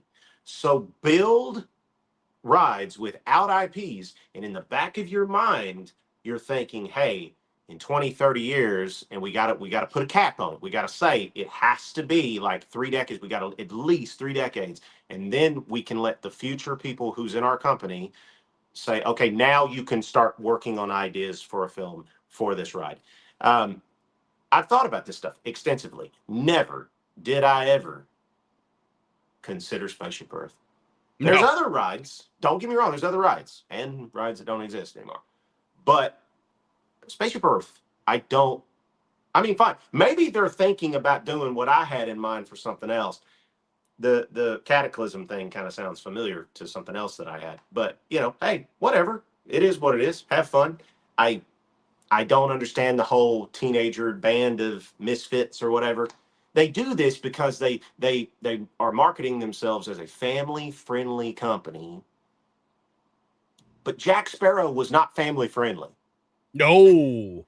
You know what I'm saying? I mean, let's be real. The original Pirates of the Caribbean concept was not very family friendly to begin. They've tried to change it to but at that point everybody was already used to the way it was. But yeah, they keep going back this, like, they try to make it like a family, go on an adventure, like the first Haunted Mansion. And then they got a band of, which I guess the new Haunted Mansion kind of stepped away from that, but it still didn't feel like Pirates of the Caribbean did. It didn't. It felt like it was made for the family, So let me tell you the idea that I had for not a movie, but for a television series was Carousel of Progress. Because my idea for that was each episode, you've got the same family dealing with a very similar problem in different eras in each episode. And it's the same actors playing the family, and they're always dealing with a problem very similar. And you'd show how, based on the technology of the time, they deal with this issue and how much easier or harder it becomes as time goes on. But at the core of it is the family dynamic and the heart of the family and the love that the family has for each other. And that is the core message of it, is that, yes, we are progressing. Yes, there's all this progress throughout the years, but the American family stays the same, and that's what it should always be about, is the love that you have for your family. That would have been what I would have written if I was told to write something for a Disney I attraction. like it. The Carousel of Progress, I've thought about it for years. I mean, it's a hard nut to crack. I mean, it really is. And somebody said that Robert Zemeckis inadvertently made the perfect Carousel of Progress movie, and he didn't even know it. And it was that one with Tom Hanks called Home, I think, where the camera stayed locked down, and you saw the same house through all the decades. And No, it's not WandaVision. Everyone's saying it's just WandaVision. That is not WandaVision. I'm saying it's the same problem every single episode. It's not about TV genres. It's about the technology of the time. It's not WandaVision. He didn't mention superpowers, ladies and gentlemen. Yeah. But yeah, I mean, I like your concept because, like I said, it's difficult. And I've not been able to do anything, come up with an idea that's like, okay. Like I thought about time travel and whatnot. Well, let me ask you. So here's the thing. You say we're doing an Epcot attraction as a TV series. What's the one thing that everyone's immediately going to go to? The one thing everyone's immediately going to say, Figment. Yeah. Right? Everyone's immediately going to say Figment. I thought you were going to say something else. I was like, I can't go there. I'm not going to give you my idea, man. there used to be a standard question in every earnings call or shareholders meeting where somebody would ask, when are you going to do something with Figment? And they're always like, oh, I clearly there's a passion for this character. I cannot for the life of me. I don't know. Does Tony Baxter get some kind of cut if you make a Figment anything and they don't want to pay him? What is happening that they refuse to pull the plug on Figment? Or pull the trigger on Figment, where he would go out there and be either a cartoon film or a TV series or something where you could kind of create an IP around that. He's the most recognizable park specific character in all of Walt Disney World right now, I think. He's got so many amazing merch lines. His merchandise, when it comes out, breaks the internet. And he's got a catchy song that goes along with it and a timeless message about imagination. Now, did you ever read, there was a Marvel comic book series a while back about Figment. Did you read that? I did. I have them all. Yeah, it was a phenomenal series. Phenomenal. I wonder, and I had a buddy of mine one time used to tell me, and I agree with him now. I used to say, man, maybe they're, and I can't come up with an example at this moment in time because my stupid brain, but I'd be like, maybe they're thinking, no, never mind. I did have one. I do have one. So the Chippendale Rescue Rangers movie that they did. Yeah. I won't get sad, but if you don't know the history of Bobby Driscoll, it's pretty horrific, like his life story. And if you watch the new Rescue Rangers movie, it basically makes fun indirectly of Bobby Driscoll. Yeah. And I was talking to a buddy of mine and I said, maybe it's not our Peter Pan. Why would they do that? Our Peter Pan will swoop in and save the day and lock this guy up. Maybe it's the sequel Peter Pan from Return to Neverland. Mm-hmm. And my buddy said this to me all the time. He goes, "You're giving them way too much credit." He said they're not that smart. And he would tell me that all the time. And I was just like, no, man, no. Yeah, that's what they're going to do. And then every time I'd be proven wrong. I'm just like, crap. So I want to do it again. I want to be like, maybe the reason they don't do Figment is because they're afraid that it will fail. And if it doesn't work, then they're like, oh, crap, what do we do?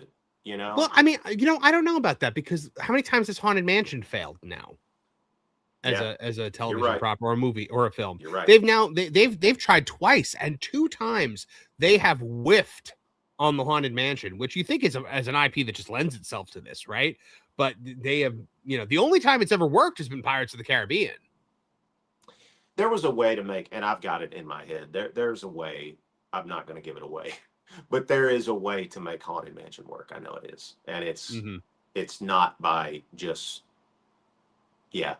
I'm not going to give it away. You're not getting. Don't give it away. Y'all, Keep your y'all are not keep your giving. idea. There was a way to make it work, and they don't do it every time. And I know why they don't do it, but I'm like, it's right there. And I will give credit. The last movie, the main lead, I don't know his name, the African American fella, he was great. It was fantastic. I think his character could have worked in another movie, because he seemed genuine in how he portrayed that character. I liked him in the teaser trailer. I was like, oh man, this guy, he really wants to be Jack Sparrow. You know what I'm saying? But Jack was not the lead. People forget that. He was more like an Obi-Wan Kenobi. It was William Turner's story, or arguably Elizabeth Swann's story. It was their story together, I would say. Yeah, absolutely. Yeah. Jack was the side character that you fell in love with by the end. Right, exactly. So they should always do that, and we're probably giving them too much credit if we say they're going to do that with Spaceship Earth. And we never took Jack Sparrow's POV really. Like Will Turner was our window into that universe. Yes. And so we got to see Jack from like this morally gray kind of cloud that Will put over him. Or we were never like privy to Jack Sparrow's, well, then in later movies, they completely ruined Jack Sparrow. They just made him a bumbling idiot. Because there's this line in, I think it's the third one, where the one East India Trading Company guy says to Lord Beckett, do you think he plans it all in advance or just makes it up as he goes along? And because it always looks like Jack Sparrow is just kind of like bumbling into things, but there's always this element of that's the greatest pirate who's ever lived. Yeah. That this is all skill, and it looks like that on purpose. If you watch, not to interrupt, I just want to interject real quickly. If you watch the first movie, the first three, there's only 3 Pirates of the Caribbean films. I'm that guy. I'm the Star Wars guy for Pirates of the Caribbean. The other 2 don't exist. There's only 3. But the first one, obviously, I think we all agree is fantastic. It's a great piece of cinema. Great piece of writing. Curse of Black Pearl. Yeah, but if you watch Captain Jack Sparrow, if you watch Johnny's portrayal of him, he's actually not an idiot. He's very smart. And he's only ever really stupid when he's drunk. But that was a large part of the film, a large chunk of the film. And if you watch it, next time you watch Pirates of the Caribbean, if you are familiar with Val Kilmer's performance as Doc Holliday in Tombstone, they're very similar. They have the same type of disposition.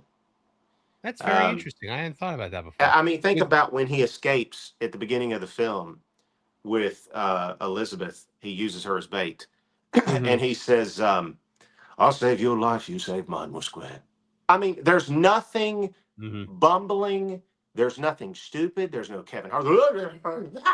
There's none of that. He's focused. Now, obviously, when he hits that plank or whatever and he flies up and he's swinging around that podium. Now, obviously, they're shooting at him. He screams because people said, well, he does that. He's swinging around and they're shooting at him.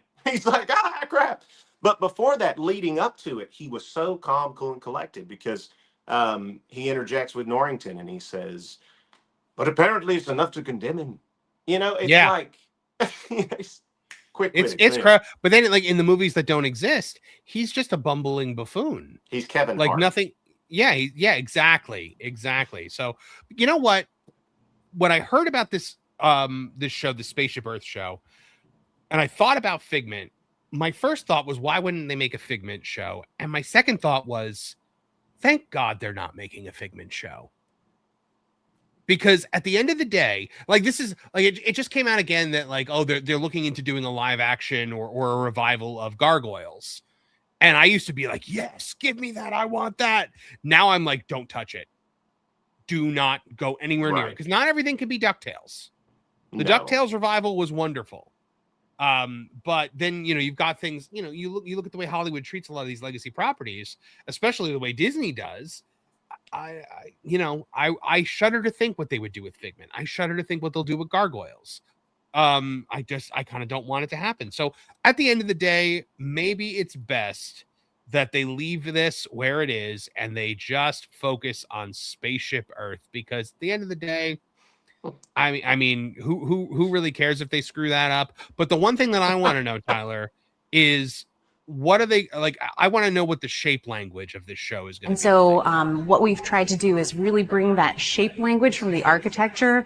But like what we love to talk about at WDI is shape language. And we often refer to shape language. There's such iconic shape language in Spaceship Earth as the attraction. We really wanted to make sure that we fused to that throughout the space.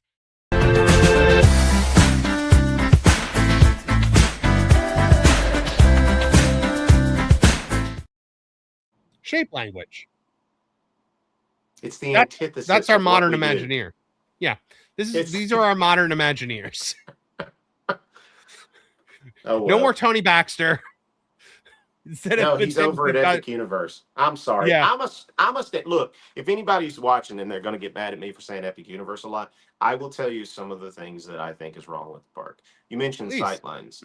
When you're standing in the village of Darkmoor, you can see the Helios. It's a little bit of a problem.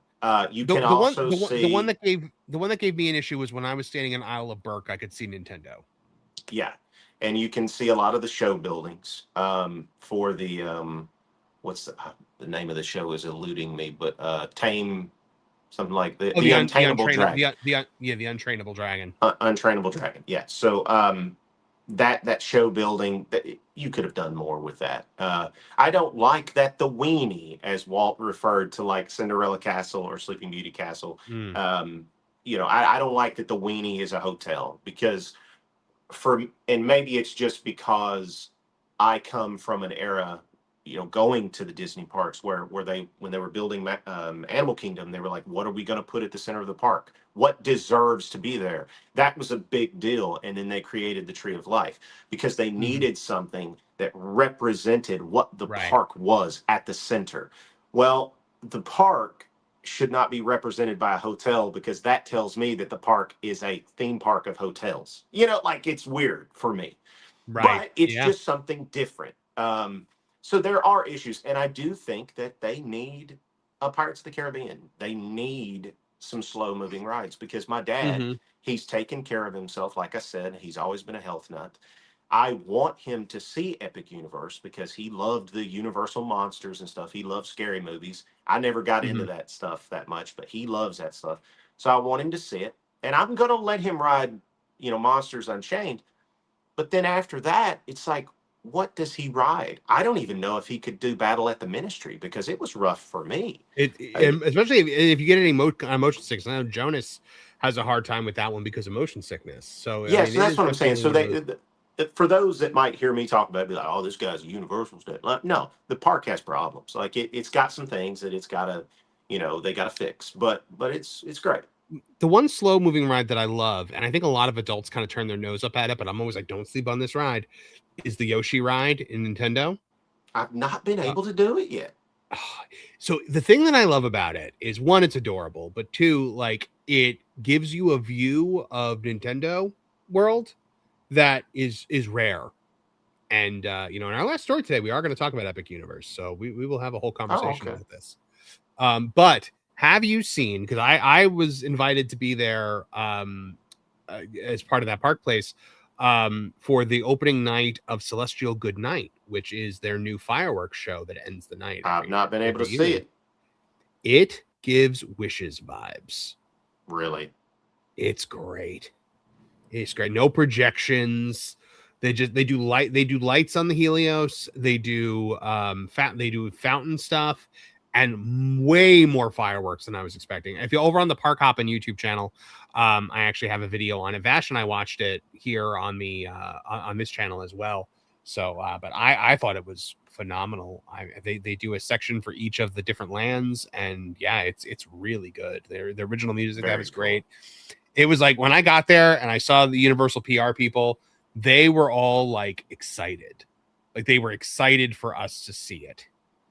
And that was when I knew this was going to be something special, because I was like, okay, if they're not nervous, then it means that, like, they know what they've got is something incredible. But speaking of nervous, If you guys are nervous about your next vacation because you don't know which way the wind is going to be blowing, well, we've got the segment for you next, right here on That Park. There we go. One more for the top. Triple decker, just how you like it. Wow, thanks, Mr. Walt. You enjoy it. We will.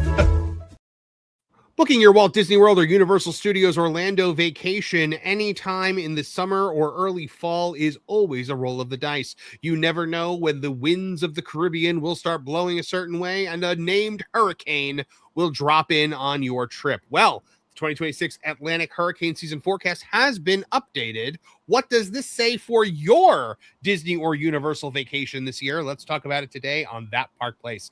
All right, Tyler. So coming to us from WDW Magic here, we've got the 2026 Atlantic hurricane season outlook. Season probability is 75% below normal. It looks like major hurricanes, they're predicting 0 to 2, regular hurricanes 2 to 6, and named storms 7 to 13. Let's have a closer look at what they're saying here. NOAA has issued its August 6th update to the 2026 Atlantic hurricane season outlook. The probability of a below normal season has jumped to 75%, up from 55% in the original May outlook. For Walt Disney World and Universal Orlando visitors with fall trips planned, the updated numbers offer some reassurance, though the season's most active period is still ahead. Updated storm numbers. The revised forecast for the full season, June 1st through November 30th, now stands at 7 to 13 named storms with winds of 39 miles per hour or higher, 2 to 6 hurricanes with winds of 74 miles per hour or higher, and 0 to 2 major hurricanes, category 3, 4, or 5, with winds of 111 miles per hour or higher. Now, they're not saying 2 to 6 hurricanes, 7 to 13 named storms, 0 to 2 major hurricanes hitting Florida. They're just saying will form in the Caribbean in some way. So those may hit islands. They may go more toward Louisiana. They may blow through the Gulf. We don't know. So right now, there's nothing. But this is actually really good news. Those ranges include 2 named storms that have already formed this season. A typical Atlantic hurricane season produces 14 named storms, 7 hurricanes, and 3 major hurricanes. So this is way below normal. The updated season probability breakdown is 75% chance of below normal activity, 20% chance of near normal activity, and just a 5% chance of above normal activity. So far in 2026, the Atlantic Basin has produced 2 named tropical storms, Arthur and Bertha, and no hurricanes. Tropical storm Arthur formed in mid-June in the Gulf of America waters off the Texas coast. It brought record rainfall. I guess somebody at WDW Magic is based. They're calling it the Gulf of America. It brought record rainfall. They wouldn't post anything about my tune, so that park place covered it. It brought record rainfall Thank to you. parts of Louisiana and spawned tornadoes along the Gulf Coast. Tropical storm Bertha followed, forming south of the Florida Panhandle before making landfall in St. Bernard Parish, Louisiana. So here are the names for the tropical storms this year. Arthur and Bertha have happened already.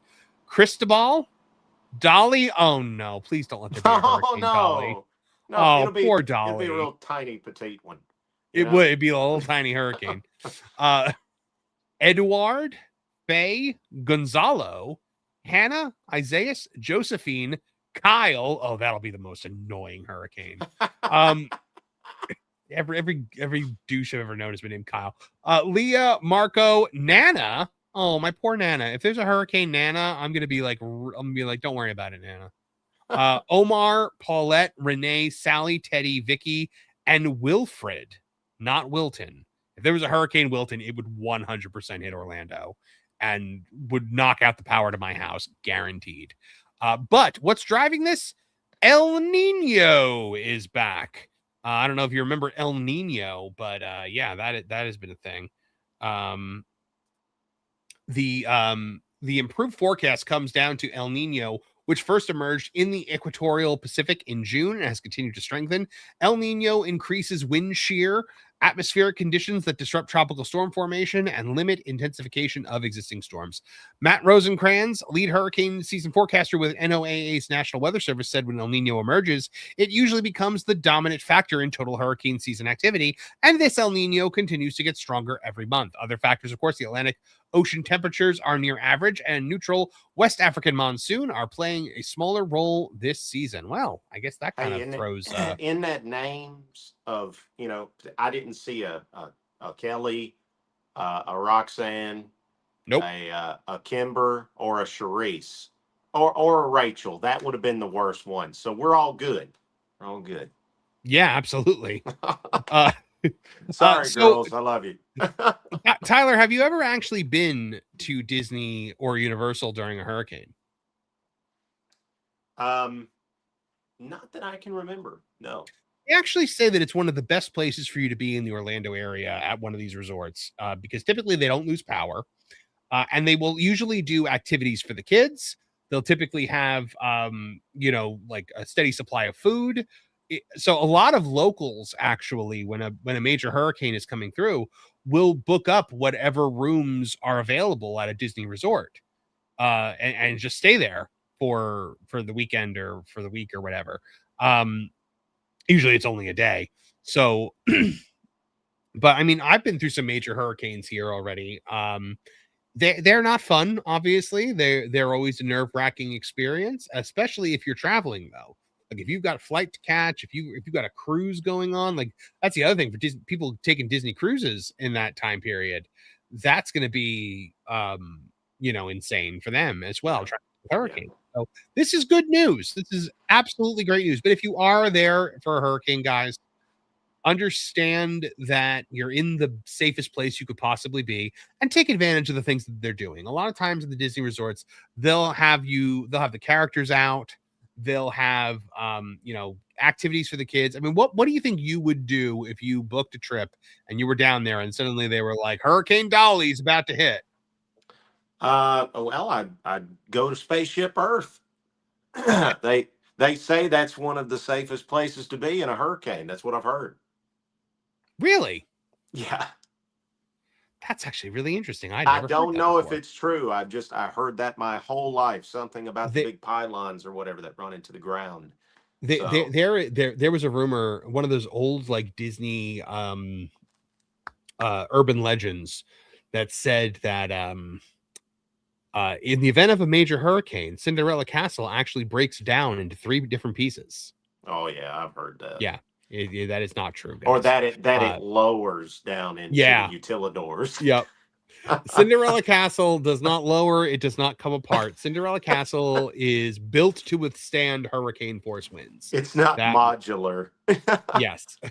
Back then, when people built things, they built things according to, like the environment around them. So they understood how to build a structure that could withstand a hurricane. I was there at Magic Kingdom one time right before a hurricane hit. Like literally, the hurricane was coming like within 12 hours. And I just wanted to see what it was like. And so you could already see the sky was just weird. And there was like that eerie stillness in the air and the park was deserted. Oh, so I rode a bunch of rides and then went home because that was back when I lived in that area. But I mean, hurricanes are no joke around here, man. You really got to be, on top of it. And you got to understand what you're doing. The people that have lived here, so I'm a Florida transplant, right? I've been here about 11 years now. So when I am, when a hurricane's coming, I'm typically like, we got to get everything. My wife's lived here her whole life, and she's just kind of like, this is not going to be a problem. So apparently, when she was a kid, there was 1 year where there were like 3 major hurricanes hit back to back to back, and they had like a month off from school. Oh wow. Yeah. So there you guys go. If you are booking a trip to Walt Disney World or Universal this hurricane season, breathe a sigh of relief, but don't assume that everything is going to be fine. Still hope for the best, prepare for the worst, but That's this forecast actually looks like it's going to be pretty good.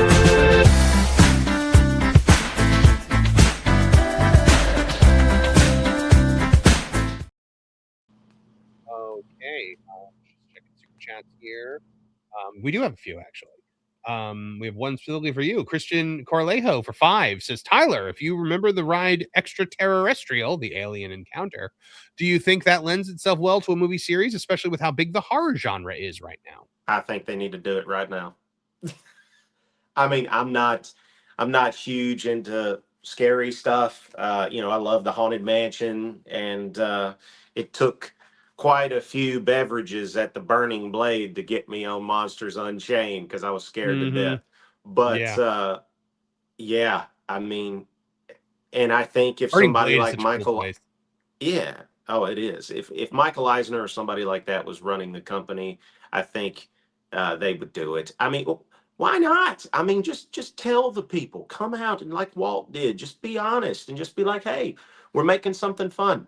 We had a ride in Tomorrowland years ago. It was called Extraterrestrial, and we're doing this movie. It's under our brand. If you want to bring your teenagers, go ahead. Be aware, it's a little scary, but we are the Walt Disney Company. We make stuff for the family. We're also making this stuff as well. We hope you like it. There's nothing wrong with that. Just be open and transparent. I've often said they have the greatest excuse to follow a certain set of values, and that is those of Walt Disney. All you have to say is we as the company follow the values of our founder and whatever they may be, and we have interpreted them and as such by reading this. It's like you just be honest, be open. Yeah, absolutely. Do it. And if you did that, talk about marketing as well. Oh, if you had somebody come out and say like, hey, we're just talking to you. We want to be honest. We think this is a cool idea. If you want to see the movie, go see it. If not, whatever. And then everybody would go see it. Be like, the Walt Disney Company made a scary sci-fi movie? Heck yeah. One Magical Spark for $1.99 says, I just spit my drink across the room with the alligator comments. One Magical Spark for $1.99 also says, series will lead to woke revamp of Spaceship Earth, probably. Juliet for £2 says, like, subscribe, and share with a glass of milk, apparently. Juliet, I don't need a super chat. Just send me a bag of Percy Pigs. That's all I need. Richard Frizzle for $2 says, NOAA numbers are for the entire Atlantic basin. Exactly. Yeah, they're not just for Florida. But you never know. Like, so when a hurricane forms out there in the Atlantic, it could go pretty much anywhere. It depends on literally which way the wind's blowing. So, all right, we got one more story to get to, Tyler. So thank you for hanging in here with me. We are going to get to it right now, man. And it is about a place that we have discussed quite a bit today. That being Epic Universe. I'm having such a blast with you today, brother. This is great. All right, let's get to our final grand finale story. I just can't wait for 3 days of you and me. It's finally happening. Holiday decor is coming to Epic Universe's Super Nintendo World this year, and I am here for it. I am so beyond excited for this. What is happening? Have no idea. What is happening? We are getting Christmas in Nintendo at Epic Universe, and here's the what they put out here. This picture here with the tree with the superstar. Actually, my tree topper is also a superstar, so it kind of looks like my tree. Universal Orlando Resort has announced that Epic Universe's holiday decor will expand to more areas of the park during the 2026 holiday season. For the first time, Super Nintendo World will receive seasonal decorations as part of holidays at Universal Orlando Resort.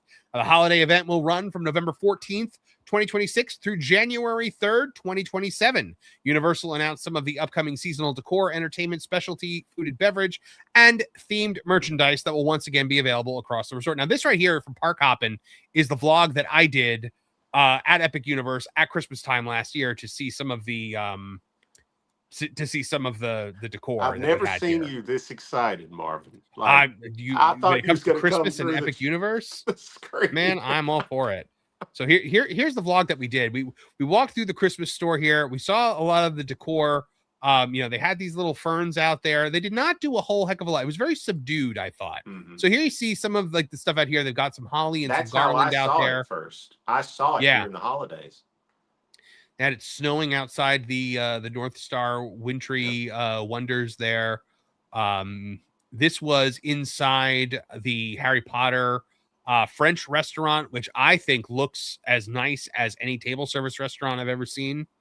I mean, look at the interior of this place, Tyler. It's gorgeous. Oh, I love it. That's one of the places I want to take my dad, because there's a place downtown that he likes to go to called Gannon's with a good family friend of his, and that fella, he is an incredibly kind man, and he's quite wealthy. So he likes to eat there, and he takes Dad with him. And when I walked into Gannon's for the first time, I was like, "This looks like that restaurant at Epic Universe." It's beautiful. In other words, Universal did a great job replicating fanciness. Yeah. This is me trying a hot butter beer for the first time. Who's that sexy fella right there? Yeah, right. And then I had this butter beer crepe, which was one of the most insane things I had the entire time I was there. I liked it. This was really good too. This kind of like quiche here, the quiche Laurent. And then I tried to find Christmas in Dark Universe, Tyler. Had a hard time finding it. Here, I'll show you. I tried to ask one of the locals what was going on as to whether or not it was, for some reason the audio is not playing on this. Here, let me click it through to actual YouTube. I feel like that could be interesting. Christmas in Darkmoor. Christmas in Darkmoor. Yeah. So here, try to ask the local. All right, so far nothing. You can hear it, right? All right, so looking back here, I thought that maybe this Burgermaster. I thought that was Meister Burger, but I was wrong. Search continues. All right, not a lot of Christmas cheer to be had over here. Well, this guy looks like he lives here.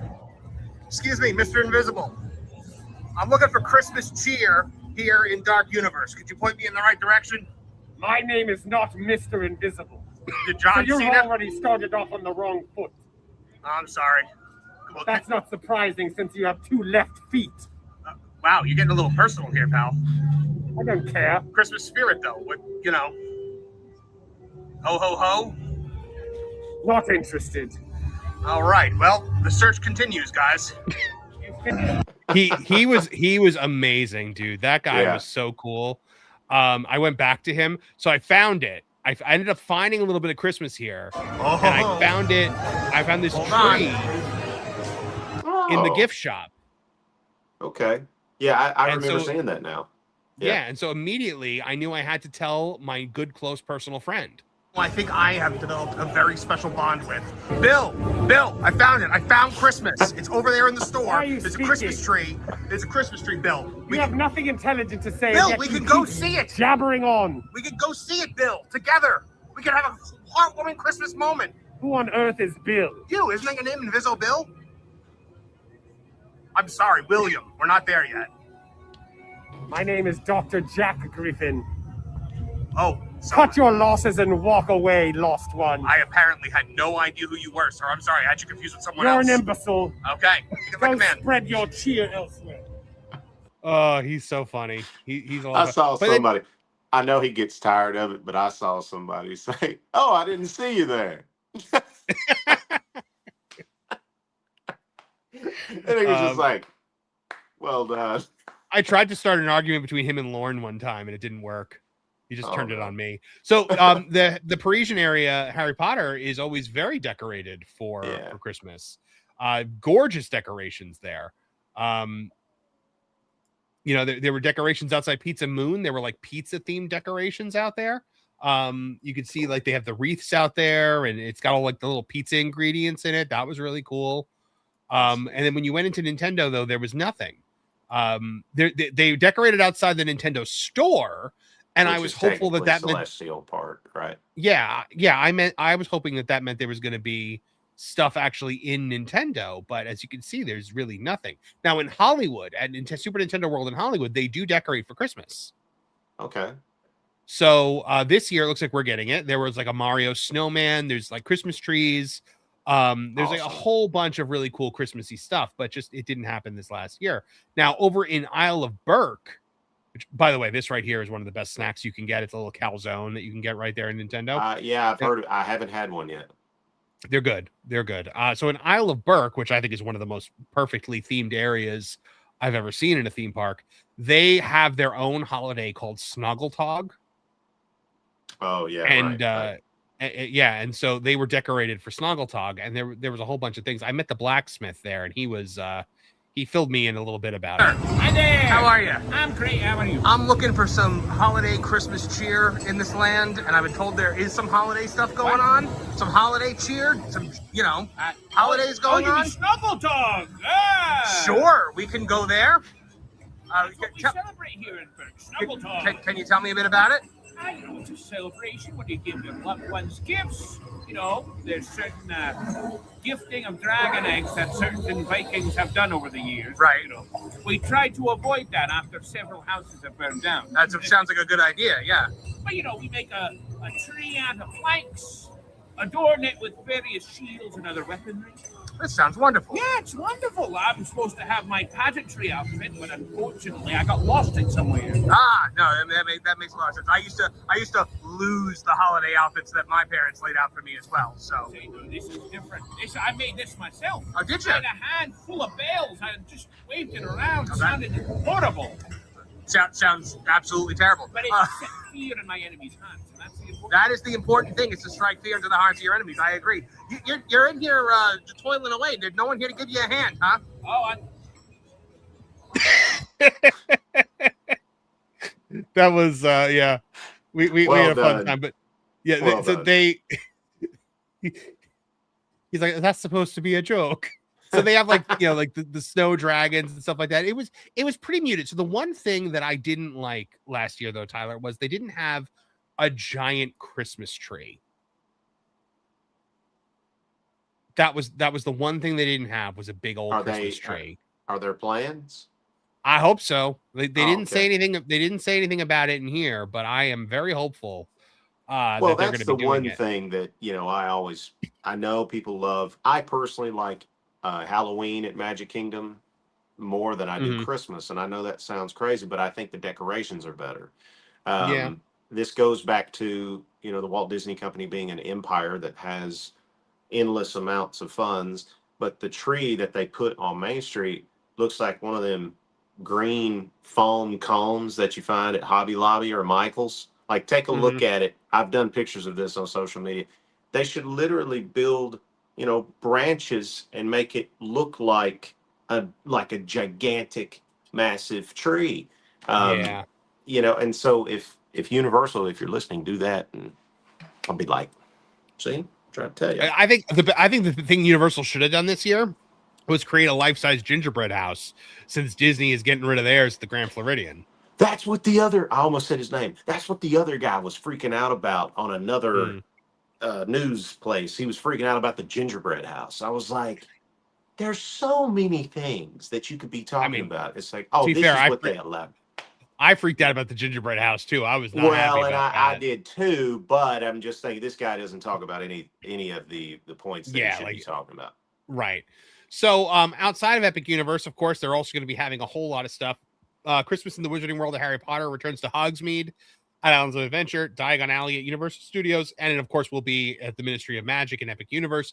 Each location will feature seasonal decor inspired by the Wizarding World. At Universal Studios Florida, guests can once again watch Universal's Holiday Parade featuring Macy's, which includes the big giant balloons and the floats and the characters. Over at Islands of Adventure, Grinchmas is returning, which is always a huge crowd pleaser. And of course, there's still going to be plenty of food and whatnot. I got to watch this parade last year, and it was so much fun. It was absolutely incredible. Earl the Squirrel will, of course, be back, their Christmas holiday character. So yeah, make sure you guys go check that out. But I am so excited for Christmas in Nintendo. You're combining my two favorite things in the world, Nintendo and Christmas. You look like you was literally coming out of your chair, man. You were I wanted people to know how I was hulking up for it. It was absolutely a thing that I've waited for. So there you go, guys. If you go to Epic Universe this holiday season, be prepared for some Christmas cheer over in Nintendo. I hope they put it in Donkey Kong Land too. That would be amazing.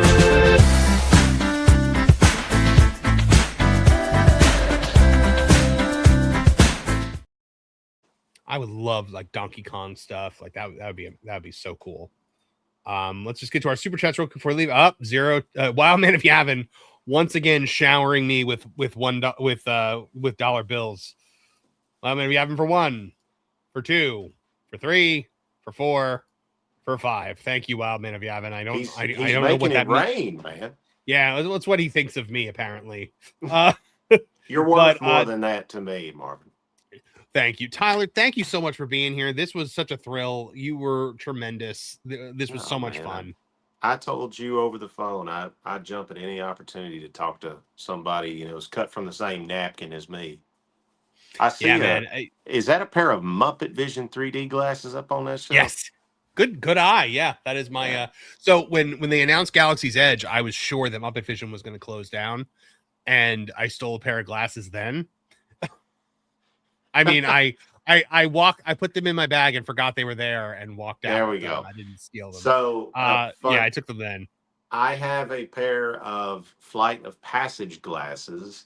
Oh, very nice. And the reason I do is because I was with my sister and her 3 daughters, and the middle, Bellamy. So my youngest sister's name is Athena, and she grew up back then. You know, that was a very uncommon name. There's a lot of Athenas now that I've met, but you know, that was the only Athena I knew. And my mother wanted a unique name, so my sister wanted to name all of her kids unique names. She had 3 daughters, and she chose Bellamy, McCartney, and Jovi. The Bellamy brothers, Paul McCartney, and Bon Jovi.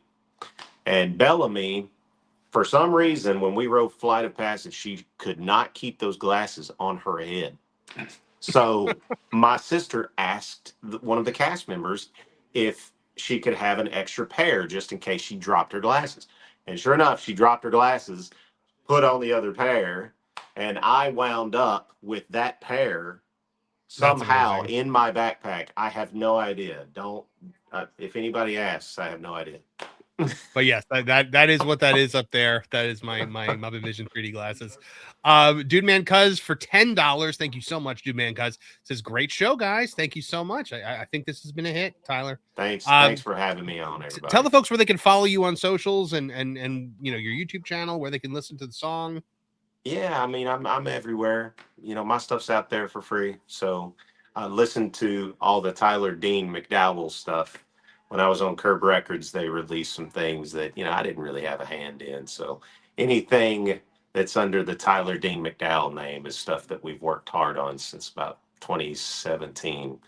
And I'm very active on Instagram. So that's a place that I enjoy posting all my stuff. Tyler Dean McDowell. Yep, you can follow me on Instagram also, guys, at Marvin Montanaro. And also please check out my channel, the M4 Empire. We do a live stream every morning at 10 a.m. Monday through Friday. We'll be back Monday morning with another one. And we're going to have another 2 video releases. We have 1 video release out right now on the box office performance of Supergirl. We have another one coming out about Josh D'Amaro admitting that Moana and Mandalorian and Grogu were flops in the earnings call. We have another one coming out later tonight about the fact that DC and Warner Brothers is doubling down on James Gunn. So make sure you check those out. Please subscribe to the M4 Empire. We are on the road to 10,000 subscribers over there. We have just crossed the 8,800 subscriber mark. So we're hoping by Christmas we'll hit that 10K. So thank you guys very, very much. And please make sure to like, share, and subscribe to That Park Place for all the news that should be fun.